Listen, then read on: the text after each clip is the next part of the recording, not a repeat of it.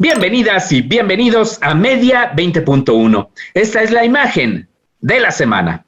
Y seleccionamos nuevamente una caricatura. En este caso del gran José Hernández, el Monero Hernández, publicada en el periódico La Jornada el pasado 18 de octubre, y en la que aparece el Papa Francisco manifestando algo que efectivamente escribió en su cuenta de Twitter.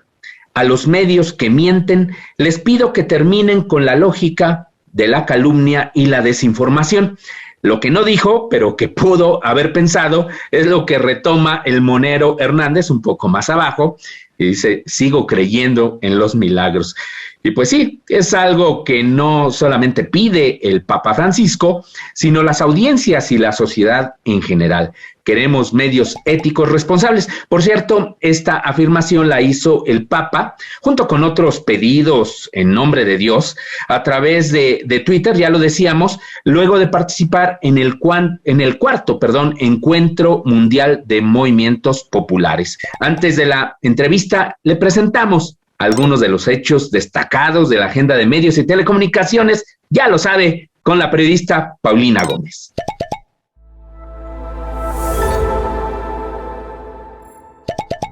Media 20.1 presenta los temas relevantes de la agenda de radio, televisión y telecomunicaciones. A 10 años del lamentable fallecimiento del periodista Miguel Ángel Granados Chapa, la revista Proceso reveló que el maestro fue víctima de 30 años de espionaje por parte de diversas autoridades del Estado mexicano, tal y como se consignó en los reportes de la Dirección Federal de Seguridad. El periodista fue espionado desde sus tiempos universitarios, sobre todo por su actividad en el periódico intitulado Brecha Universitaria, donde Granados Chapa participaba como uno de los 11 redactores.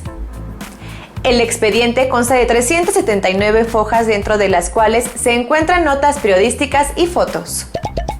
En la entrega de los premios María Moores Cabot 2021 se rindió un merecido homenaje póstumo a la periodista Regina Martínez, quien fuera asesinada en 2012. Varios discursos coincidieron en reconocer el gran trabajo de la periodista y sobre todo en hacer un llamado a las autoridades para que sean reforzadas las acciones de seguridad y protección a los periodistas en el país. El decano de la Universidad de Columbia, Steve Coll, reconoció que el premio honra la ética en la labor periodística, aunque hoy en día reconoce también la valentía de los periodistas. A sus 84 años de edad, muere el afamado cineasta Felipe Casals Siena, dejando un importante legado en el mundo del cine mexicano. Su muerte tuvo un impacto muy importante para la cultura y por ello los medios de comunicación se volcaron en una amplia cobertura al suceso. Y no es para menos, dado que partió uno de los íconos del mundo cinematográfico, el cual gozaba de reconocimiento a nivel internacional. El Instituto Federal de Telecomunicaciones presentó el estudio de diagnóstico del servicio de televisión y audio restringidos en México, el cual se revela que continúa muy elevada la concentración de la televisión de paga. Veamos lo que señala David López, director de análisis económico del IFT. Este servicio presenta una estructura de mercado altamente concentrada, con pocos cambios en el periodo analizado y muy pocos cambios en las participaciones de mercado de los proveedores. También destacan altas asimetrías entre los diferentes proveedores que ofrecen el STAR. Particularmente, como se observa aquí en el recuadro de color rojo, Televisa se ha mantenido como el principal proveedor, con participaciones prácticamente en niveles muy similares, 65%, desde principios de 2013 y a finales de 2019. La lengua del pueblo indígena Tohono O'odham está por desaparecer, por lo que la académica Dorali Velasco desarrolla una aplicación que busca rescatarla. La lengua O'odham, que significa gente del desierto, se asentó en el territorio que quedó escindido por la frontera de México y Estados Unidos, tras la firma del Tratado de Gadsden en 1854. El rescate de las lenguas es fundamental para el desarrollo integral de un país que se honra de ser democrático, y dicha aplicación es acorde a las acciones que al respecto se emprenden en el Estado mexicano. Temoris Greco, qué honor tenerte en Media 20.1, compañero de esta gran televisora universitaria. No, pues al revés, siempre, mira, estar contigo y estar en TV UNAM, ya, está genial esto. Nosotros estamos geniales con tu presencia aquí, pero ya desde hace tiempo, querido Temoris, queríamos preguntarte sobre tu libro. Me comentabas fuera del aire que ya llevas haciendo un año de presentaciones, No se mata la verdad, el peligro de ser periodista en México, así se llama tu libro, pero recientemente lo presentaste ahora sí con público de manera presencial y fue un éxito. ¿Por qué no nos platicas en términos muy generales de qué trata tu libro para quienes no han tenido la oportunidad de leerlo? Pues mira, ya ves que siempre hay un libro del cual sale una película, pero aquí fue al revés. Primero hicimos No se mata la verdad, el documental, y a partir de los viajes que hicimos para hacer ese documental, que nos llevaron como a unos 10 estados, los 10 estados en donde el periodismo en el país está pues más en problemas, con más amenazas, surge el libro y se amplía. La película corre de 2015 a 2017 y el libro llega hasta 2020, ya cubre, por ejemplo, no solamente el final del sexenio de Peña Nieto, sino el principio del sexenio de López Obrador, la primera cuarta parte. Y tiene que ver, pues, en primer lugar, con ponerles nombres a las personas, a los colegas y las colegas periodistas que han sido asesinadas y que conocemos como parte de los números, de las estadísticas. Pero estos crímenes fueron cometidos por un objetivo, que es o castigar la difusión de una información o prevenir que esa información llegue a la gente, a la sociedad. O sea, es un castigo no solamente a las personas, sino a la sociedad, porque tratan de impedir que sepamos algo que es importante para nosotros. Y por lo mismo, entonces es ver quiénes eran esas personas y también qué es lo que hacían, por qué era importante ese trabajo. Pero no solamente eso, Gabriel, y también quiero hacer énfasis en eso, porque hay personas que creen que nada más se trata de un recuento de fatalidades, y es mucho más. También es las historias de las personas, muchas de ellas mujeres, periodistas, que a pesar de todo siguen cumpliendo con nuestro trabajo, con nuestro deber, que es servir a la gente, servir a la sociedad. Y también entra en las controversias, en las polémicas del periodismo, la prensa vendida, la prensa militante, las mañaneras, la prensa que de pronto enfrenta retos muy importantes, ya no de violencia, sino de situaciones que se presentan que tiene que cubrir y que tal vez no tiene los elementos, como por ejemplo la pandemia y la emergencia del movimiento de las mujeres. Entonces, esos son, en términos generales, las tres líneas que tiene este libro. O sea, efectivamente es parte de esta historia humana de los periodistas, pero por otra parte, como nos dices, el debate de los grandes temas. Así es. Uh-huh. Esto se manifestó, me decías, en un documental, ¿no? Que también pudo verse. ¿Dónde se vio?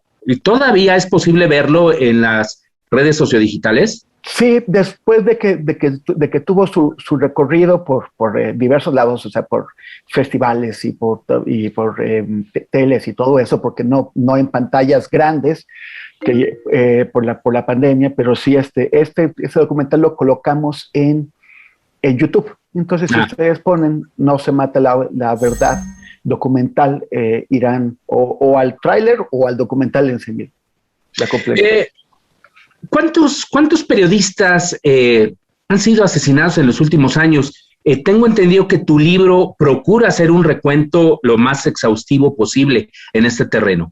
Sí, ahí tenemos hay unas divergencias de metodología, porque como yo supongo que tú has escuchado que hay personas que dicen, bueno, ¿y los periodistas qué? O sea, que son más importantes que un taxista o que un ingeniero o que alguien así. O sea,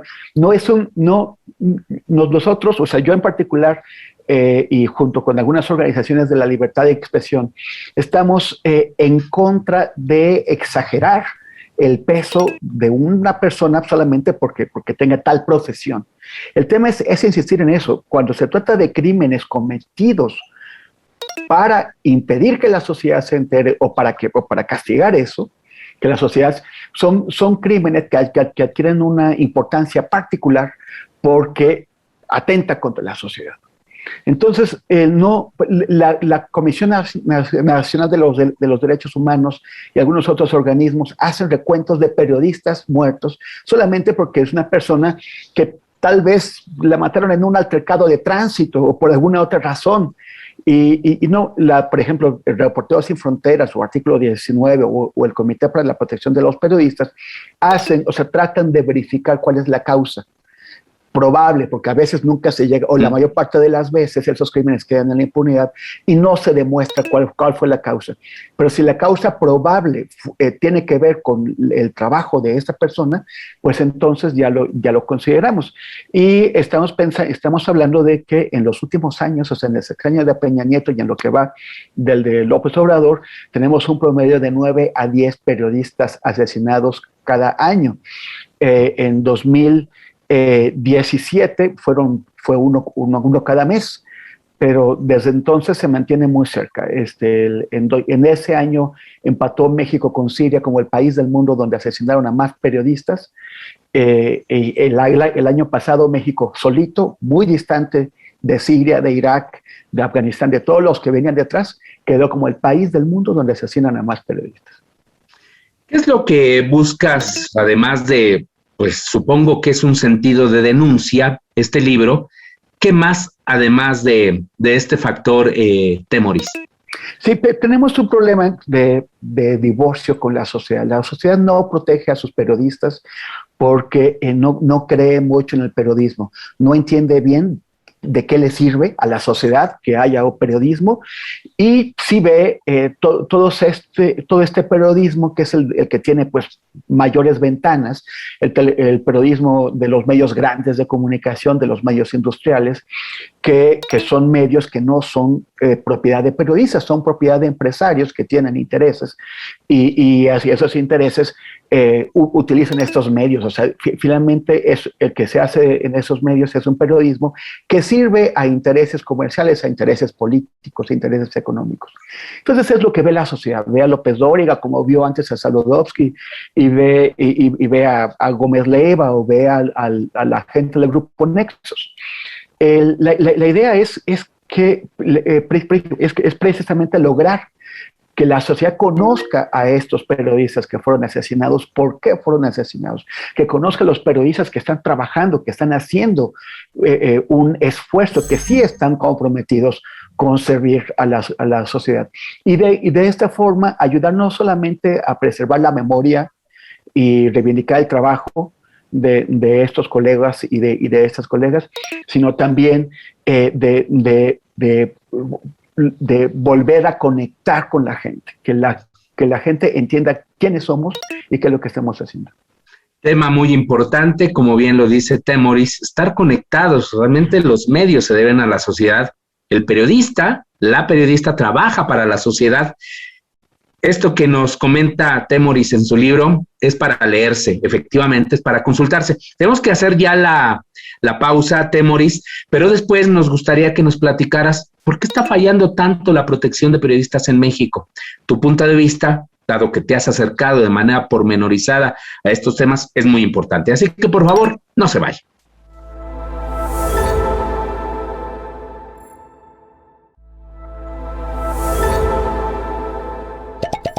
Hola, ¿cómo están? El día de hoy quisiera simplemente platicarles la importancia de la divulgación del contenido científico en los medios de radiodifusión, porque si bien los contenidos que se están realizando en nuestro país son importantes y que lleguen a nosotros es importante, creo en lo más profundo de mi ser que lo más importante es que lo entendamos, y para ello precisamente se busca a partir del inciso 8 del artículo 233 que se dé divulgación de los contenidos científicos y técnicos.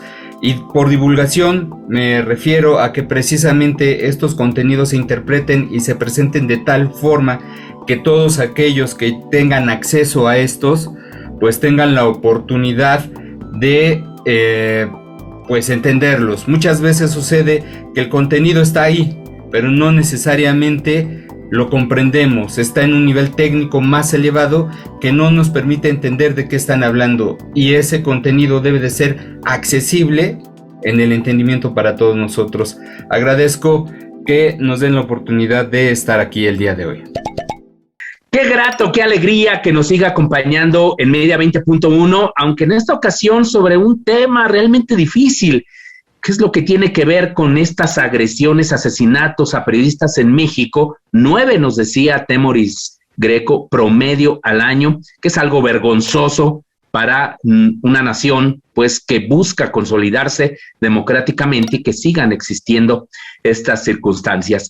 Después del corte vimos, como usted se dio cuenta, un comentario, un derecho, esta sección en la que buscamos fortalecer el conocimiento de usted sobre sus derechos como audiencia. Y uno de los derechos de las audiencias pues, tiene que ver con la veracidad informativa, tiene que ver con el derecho a la información, que está muy ligado a la protección de periodistas. Temoris, ¿por qué hemos fallado como Estado y como sociedad? Porque yo creo que todos somos corresponsables en la protección, en la seguridad de los periodistas, Temoris, de las y los periodistas. Hay, como sabes, hay una entidad, una política pública que se llama Mecanismo para la Protección de las Personas Defensoras de Derechos Humanos y Periodistas. Y por lo general, cuando ocurre algo con un periodista, se atribuye a temas del mecanismo. Y sí que hay problemas. Ha habido, el mecanismo jamás ha tenido la capacidad para, financiera y de recursos, nunca ha tenido el dinero suficiente, el presupuesto para enfrentar todo esto. Yo creo que hay cosas que habrá que demostrar, pero hay cosas muy sospechosas que vienen del sexenio anterior, por ejemplo, en la relación con la empresa privada, que es la que provee algunos de los servicios que ofrece el mecanismo. Pero en primer lugar, es que ese mecanismo no debería existir, o más bien, no deberíamos necesitar que existiera, porque el mecanismo es un paliativo, es un paliativo que se pone ahí, que existe, porque el Estado no está cumpliendo con sus tareas básicas, que para empezar, la tarea de proveer justicia. Si las personas que están por alguna causa molestas con el trabajo de un periodista supieran que una agresión contra un periodista, un crimen cometido contra un periodista o una periodista tiene consecuencias, que van a ir a la cárcel por ello, que serán investigadas y que serán procesadas ante un juez y sentenciadas, no estarían cometiendo esos crímenes, porque sabrían que tiene consecuencias, pero el problema es que eso no es así, que matar periodistas sale gratis. Estamos trabajando con mi colectivo Con Ojos de Perro contra la impunidad en un proyecto sobre el asesinato de un periodista cometido en 2016 en Taxco, Francisco Pacheco. Hace unos días acompañamos a su esposa y su hija a la Fiscalía Especializada en Delitos contra la Libertad de Expresión para que les dieran los avances y no tenían absolutamente nada. Salieron frustradísimas, a punto del llanto, porque otra vez, imagínate, Gabriel, 5 años y medio desde el asesinato y no han sido capaces de terminar la averiguación previa. No han entrevistado a las personas que podrían ser sospechosas, aquellas personas que estaban molestas por los señalamientos que desde su pequeño periódico, el Foro de Taxco, hizo Francisco Pacheco. No lo han concluido, no han ido a preguntarles, ni siquiera han hecho la mecánica de hechos y otro tipo de cosas. Y hay una actitud de desdén, de desidia, de negligencia, de revictimización, y si me dejas ir un poquito más, yo creo que hay complicidad. El tipo de complicidad que hay en un pacto de impunidad como el que prevalece en nuestro país. Tú no necesariamente tienes que ser amigo del personaje o estar, digamos, de alguna forma relacionado. El pacto de impunidad es el que garantiza que los delitos en este país no se castiguen. Porque si tú empiezas a tirar de la madeja, es como un suéter de estambre. Te encuentras un hilito roto, le jalas y se va el suéter entero. Lo que prefieren es que el pacto de impunidad no se mueva. Y la Fiscalía General de la República, en lugar de estar ahí para cumplir con sus obligaciones, está para satisfacer los intereses personales del fiscal general Alejandro Gertz Manero y no para resolver tantos problemas que tenemos. Entonces es muy frustrante y muy doloroso ver cómo esta familia está solita enfrentando todo un sistema. 99% de impunidad de periodistas y prevalece, no obstante, pues como se ha dicho, se están redoblando los esfuerzos, incluso estarían destinando más recursos a este mecanismo. Este mecanismo, como dices, no ha servido a lo largo de todos estos años porque ahí está la impunidad.